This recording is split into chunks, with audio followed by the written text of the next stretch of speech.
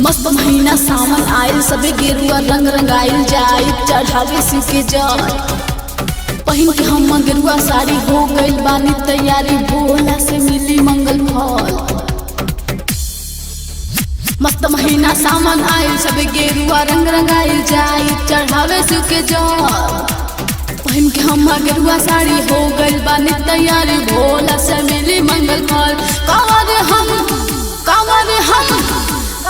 हम कांधे उठाएंगे या देवघर पैदल जाएंगे। कांवर हम कांधे उठाएंगे या देवघर पैदल जाएंगे।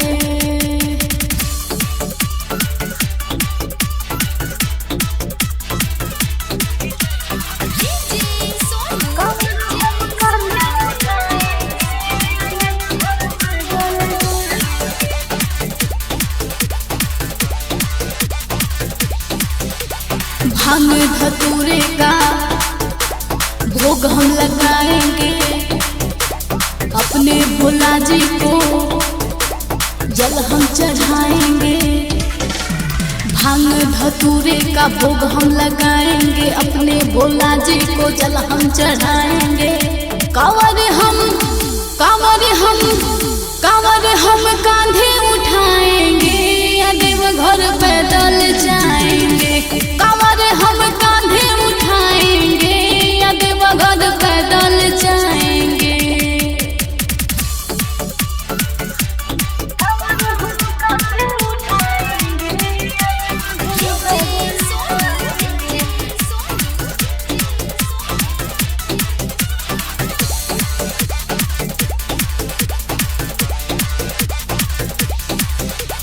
जीतू के साथ में सिमरन को जाना है, हुआ चित्रांगद तो शिव का दीवाना है।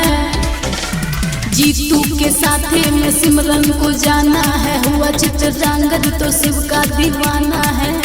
कांवर हम कांधे उठाएंगे या देवघर पैदल जाएंगे। कांवर हम कांधे उठाएंगे या रात भर डीजे बजाएंगे।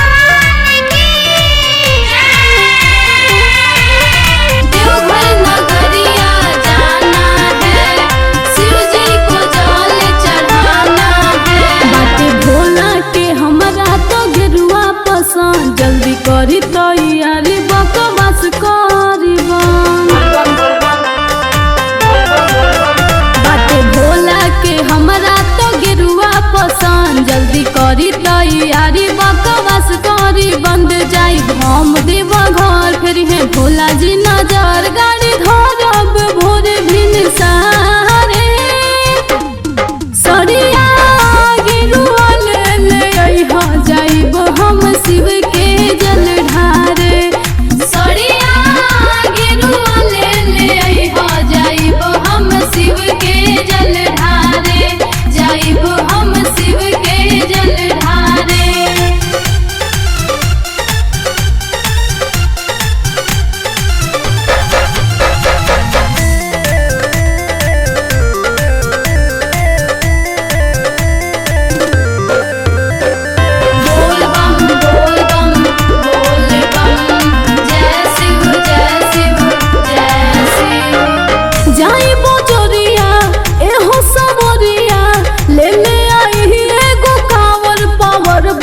देहिया के शिव से जोड़ नहिया के मन पिया जी बात नहीं करी खुरा पात खाली रोवे सहारा ही बारे किसरिया गेरुआ ले अइहा जाइब हम शिव के जल ढारे बलम जी गेरुआ साड़ी लइहा जाइब हम शिव के जल ढारे बलम जी शिव के जल ढारे